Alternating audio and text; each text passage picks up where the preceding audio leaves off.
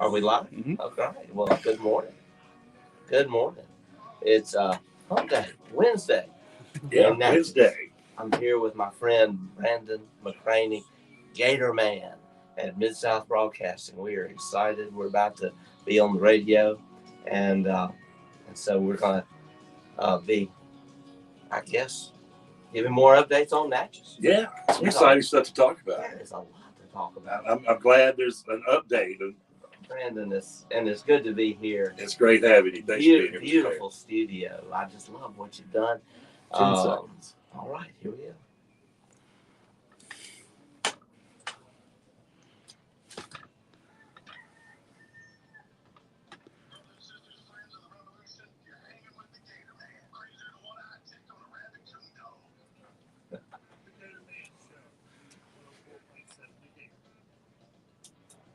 Hey, good morning, everybody. 12 minutes after 10 o'clock. I was telling you earlier that we had a very special guest coming in this morning, Mr. Mayor Dan Gibson. How are you, Mayor? I'm great, Gator Man. It's good to see so you. Good. Oh, it's so good to see you and to be here back on the radio with 104.7. Been a little while. It has. You were one of my big guests last year at our old location. Yeah. Lots going on. Keep it up with COVID and all that. Yeah. But well, we've come a long way. we have. God's good. So great. Things have been happening in Natchez, and I'm excited because today I think we're going to be getting an announcement about two of my favorite locations. Yes. In Natchez. Yes. I've been connected with Grand Village for about 30 years or so. Yes. Even as a little kid, it was connected to my neighborhoods. Right. We would ride our bikes there and spend the day. I've been involved with the powwow. I've had my Music at the Mounds festivals there. Yes. And over at Jefferson College, I was actually working there when it closed down.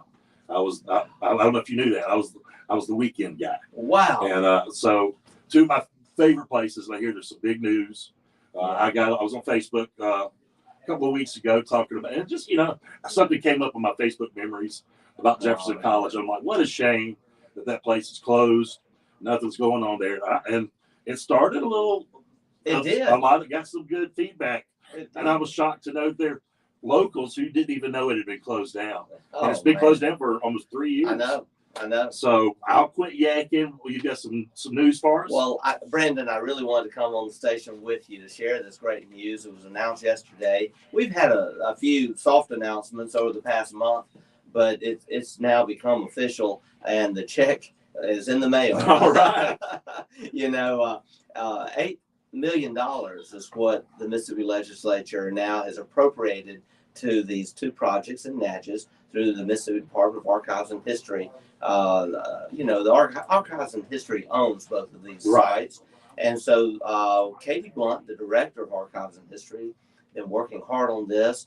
And we're just happy to report that the $8 million's coming. And it means a new multi-million-dollar visitor center at Grand Village. It also means restoration of Jefferson College, which is already underway. They're doing roof work, I'm told, and other work out there right now. Wow. And it's going to become a museum, a great place for it. Here we are, the cradle of Mississippi history and much of American history. Well, I like to brag, the first state constitution was signed at Jefferson College, or on the grounds there. That's right, in 1817. It's huge. It's a huge part of our history, and it's exciting, and it's a relief to know that it's going to be saved. And we almost lost it back in the 60s, just to disrepair and neglect. And Brandon, this is the icing on the cake. It's also going to become a workforce training center for historic restoration. And that will be a partnership between Mississippi State University and Tulane. So, like, students will come and learn? Students will come. They will actually have housing there. Wow. They will have classroom and on-site, training. And also, they'll be introducing students who want to go into architectural restoration and historical, preservation, renovation.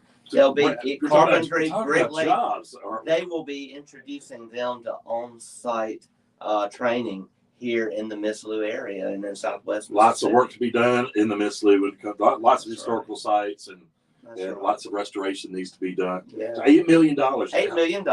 Is it going to be split And, equally, or how Pretty does that much. work? Pretty much. They haven't determined exactly what the final budget will be. They have architectural plans being drawn now. They had schematics. They had, estimates. Now they're getting into the real, hard work of, Right. of putting all that together. We also know, Brandon, that this is a start, but it's not going to happen overnight. Sure. There will be more funding needed. And so Katie Blunt actually has been working with our consultant firm, Watkins and Eager, Manny McPhillips, Greg Harper. They actually made a trip to Washington just last month. And we've been passing along our blessing to get more federal funding.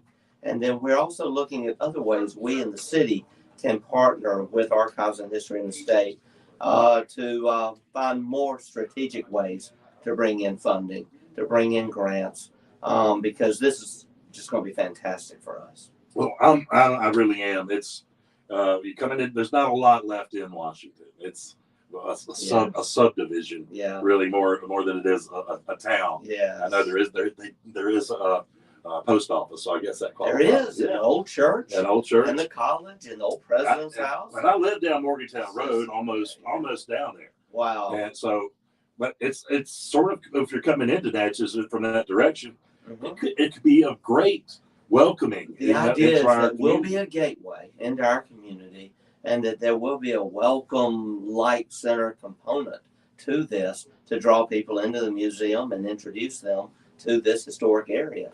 But Brandon, I'm excited because I have a lot of years of experience with both places also. And, talk about a beautiful trail. The trail, I really missed it. The trail behind Jefferson College going down to I have St. walked Catherine that trail 100 times. I tell you, beautiful, beautiful scenery. When we think of the movies that have been filmed there, when we think of the history back to even John Wayne. John Wayne was there. Back when John Wayne was here for that film, my grandfather was on the police force, and my grandfather was assigned as his personal security. Wow. Yeah. So, and family rumor is they went raccoon hunting together. That didn't happen. That never stopped us from saying things. But my grandfather's favorite line was, "Would you like to shake the hand that shook the hand?" Oh, I love it. Oh, that's great. But he was his personal security. So. Well, a young man about town, Mike Gimmel. Mike is now retired, but Mike loves to tell stories of when he was a young man and he was an extra on that movie set. We do. There's still alumni from Jefferson College in Natchez these days. Not many left. Right. But some great guys. Yeah. And I had the pleasure of getting to know them with my time there at Jefferson College. They would come by and just, on the week, they would just come by to walk around and just kind of reminisce. And we actually did, I guess it was sponsored by Archives and History. We did some interviews and got some footage and video of them telling stories, things they remembered about it, and the faculty that worked there, how they would come to town for their night out, and just some great stories. Fun. And well, Brandon, there are, I'm told, 5 historic buildings, not just the 2 main ones you see. And I just want to applaud Katie Blunt and her vision. I've known Katie a long time, and her husband, Senator David Blunt. I've known him ever since he was in the Secretary of State's office over 25 years ago. What Katie is doing for Southwest Mississippi, funds to stabilize and preserve Windsor, the ruins of Windsor, funds for this project, and not to mention the grant funds that she's brought into Natchez, and through Archives and History, we've been able to get to restore our city hall, to restore the house on Ellicott Hill, to restore Magnolia Hall, and to do so many other things. In fact, I want to talk about parks because, we got an Archives grant to actually do work there at Auburn, at Duncan Park, and the billiard room It's going to be restored. And stuff starting to happen. It's going to be available as a community center for the first time in many, many years. Wow. And the restrooms there are going to be restored, all thanks to a Department of Archives and History historic preservation grant. Well, while we're giving folks some credit, I want to shout out my buddy, Mr. Lance Harris, director of the Grand Village. And I know since Jefferson College has shut down. He's sort of had to manage both Yes. places. And let's talk about the Grand Village for a little bit. I believe it was established back in 1974.